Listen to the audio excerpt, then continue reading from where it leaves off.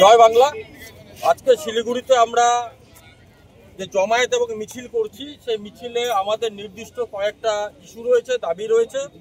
সেই দাবিগুলোর মধ্যে সবার আগে যেটা আমরা করতে চাই সেটা হচ্ছে পশ্চিমবঙ্গে একটা মাত্র এইমস, যেটা নিয়ে উত্তর এবং দক্ষিণের মধ্যে একটা বিভেদ তৈরি করার চেষ্টা চালাচ্ছে এক শ্রেণীর মানুষ এবং একটা নির্দিষ্ট রাজনৈতিক দল ভারতীয় জনতা পার্টি।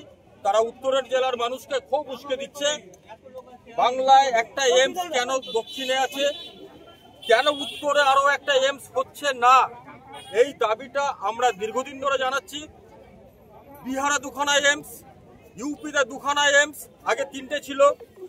তাহলে পরে বাংলা তার থেকে বেশি রেভিনিউ জেনারেট করা সত্ত্বেও কেন উত্তরের জেলাতে এইমস আর একটা আমরা পাবো না? জমি জটের কারণে, যেটা বিজেপি প্রথমে বলেছিল, সেই জমি জটের সমস্যা বাংলা পক্ষ সমাধান করেছে। জলপাইগুড়ির দোমোহনীতে রেলের পরিত্যক্ত 5 থেকে 600 একর জমি দশকের পর দশক ধরে পড়ে রয়েছে। আমরা সেই জমি চিহ্নিত করেছি। সেই জমি Domohani rail station, Domohani Y channel এবং ন্যাশনাল হাইওয়ে দিয়ে ওয়েল কানেক্টেড। এরকম একটা জায়গায় কেন্দ্রীয় সরকার চাইলে রাজ্যের মুখোপেক্ষী না হয়ে খুব সহজেই একটা এইমস এখানে গড়ে তুলতে পারে, কিন্তু সেটা কেন্দ্রীয় সরকার করছে না। রেল দপ্তর আর স্বাস্থ্য দপ্তর, এই দুই দপ্তরের মাঝখানে ফাইল চালাচালি করলেই 24-48 ঘন্টার মধ্যে যে সমাধানটা হয়ে যাওয়া সম্ভব, সেটা না করে উত্তরের মানুষকে বঞ্চনা করে দেখো দক্ষিণে এইমস নিয়ে চলে গেল বলে তারা দিনের পর দিন, বছরের পর বছর আমাদের ভোট লুট করছে। আমরা এর তীব্র প্রতিবাদ জানাচ্ছি। আমরা বঞ্চনার শিকার হচ্ছি কেন্দ্রীয় সরকারের দ্বারা, তাদের সদিচ্ছার অভাব। 2 নম্বর, আমরা কলকাতায় দেখেছি হাওড়া এবং শিয়ালদাকে কেন্দ্র করে লোকাল ট্রেন নেটওয়ার্ক। এই লোকাল ট্রেন নেটওয়ার্ক হওয়ার কারণে যে পরিকাঠামোগত উন্নয়ন কলকাতা এবং তার আশেপাশের অঞ্চলে হয়েছে, সেখানকার ছেলেমেয়েরা 150 কিলোমিটার 200 কিলোমিটার দূর থেকে কলকাতায় এসে কাজের সূত্রে, চাকরি হোক ব্যবসা হোক, তারা কিন্তু সকালবেলায় এসে রাতের বেলায় বাড়ি ফিরে যেতে পারে। তাদের কলকাতায় বাড়ি ভাড়া নিয়ে থাকতে হয় না। আজ এনজিপিকে কেন্দ্র করে যদি কেন্দ্রের সরকার রেল নেটওয়ার্ক সেম হাওড়া শিয়ালদার মতন করতে পারে, তাহলে পরে একদিকে আলিপুর কুচবিহার, অন্যদিকে রায়গঞ্জ বালুরঘাট মালদা অবধি সেখানকার ছেলে মেয়েরা যারা শিলিগুড়িতে কাজের সূত্রে বাড়ি ভাড়া নিয়ে থাকে, তাদের বাড়ি ভাড়া নিয়ে থাকতে হবে না। তারা বাড়িতে খেয়ে, বাড়ির বিছানায় ঘুমিয়ে তারা কিন্তু এখানে কাজ করতে পারবে এবং এই রেল পরিকাঠামো উন্নয়নের হাত ধরে উত্তরে ব্যাপক উন্নয়ন হওয়া সম্ভব। এটা আমাদের দীর্ঘদিনের দাবি। কেন কেন্দ্রের সরকার তার হাতে যেটুকু রয়েছে সেটুকু দিয়ে সে এই উত্তরের জেলার বঞ্চনাগুলো দূর করে না? তারা এই বঞ্চনার ক্ষোভকে কেন উস্কে দেয়? 3 নম্বর, আমাদের এখানে উত্তরের জেলায় যে বন্যা হলো রিসেন্টলি, আপনারা সকলে দেখেছেন, সেই বন্যা বিধ্বংসী বন্যা। প্রচুর মানুষ তারা গৃহহীন হয়েছেন, তাদের ধানি জমি নষ্ট হয়ে গেছে। কেন্দ্রের সরকার 1 টাকা দেয়নি, 1 টাকা দেয়নি। জাতীয় বিপর্যয় ঘোষণা করার দাবি জানায় বাংলা পক্ষ।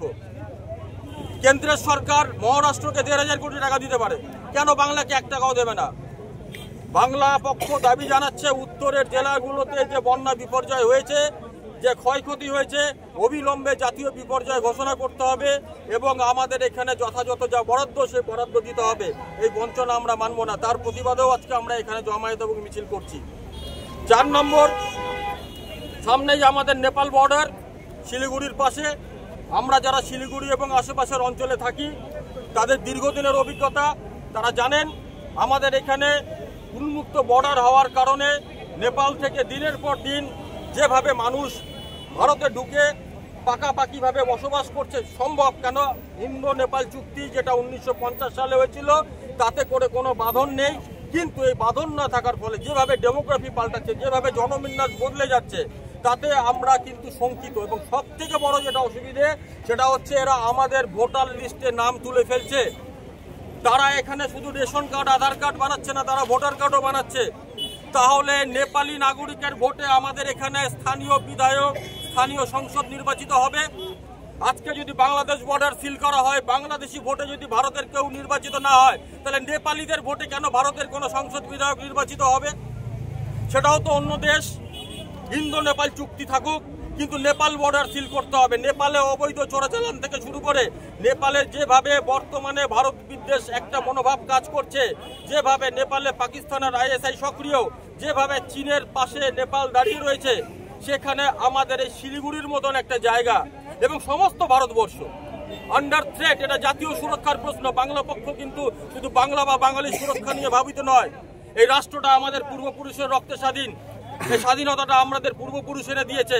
এই রাষ্ট্রের কোনো থ্রেট, এই রাষ্ট্রের সুরক্ষা ব্যবস্থায় কোথাও কোনো গলদ থাকলে বাংলা পক্ষ গর্জন করবে এবং সেই গর্জন আমাদের এই মিছিলটাকেও আজ আমরা এখানে তুলব। আর 5 নম্বর এসআইআর এর বিষয় আমাদের সাধারণ সম্পাদক এর আগে আপনাদেরকে বিস্তারিত বলেছেন।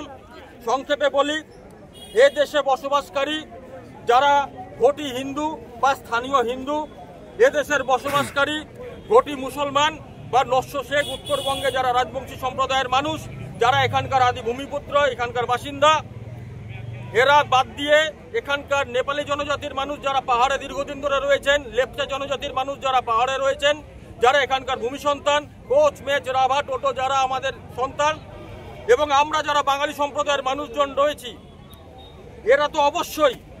তার বাইরে সব থেকে বড় গুরুত্বপূর্ণ বিষয় হচ্ছে ধর্মীয় নিপীড়নের কারণে বাংলাদেশ থেকে যে সমস্ত হিন্দু উদ্বাস্তু, নমশূদ্র মানুষ, গরিব মানুষজন, মতুয়া মানুষজন যারা ভারতে অত্যাচারিত হয়ে চলে এসছে ধর্মীয় নিপীড়নের কারণে বাংলাদেশে, তাদের নিঃশর্ত নাগরিকত্ব আমরা চাইছি। এবং এসআইআরে তাদের একজনেরও নাম যদি বাদ যায়, বাংলা পক্ষ গর্জন করবে, বাংলায় আগুন জ্বলবে। সম্ভব না, আমরা হতে দেব না।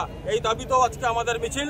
আপনাদের মাধ্যমে আমরা এই আবেদন জানাচ্ছি, আপনারা আমাদের এই আবেদন সমস্ত বাংলা জুড়ে ছড়িয়ে দিন এবং আজকের মিছিল থেকে আমাদের এই মূল 5টাই দাবি রইল। ধন্যবাদ। জয় বাংলা।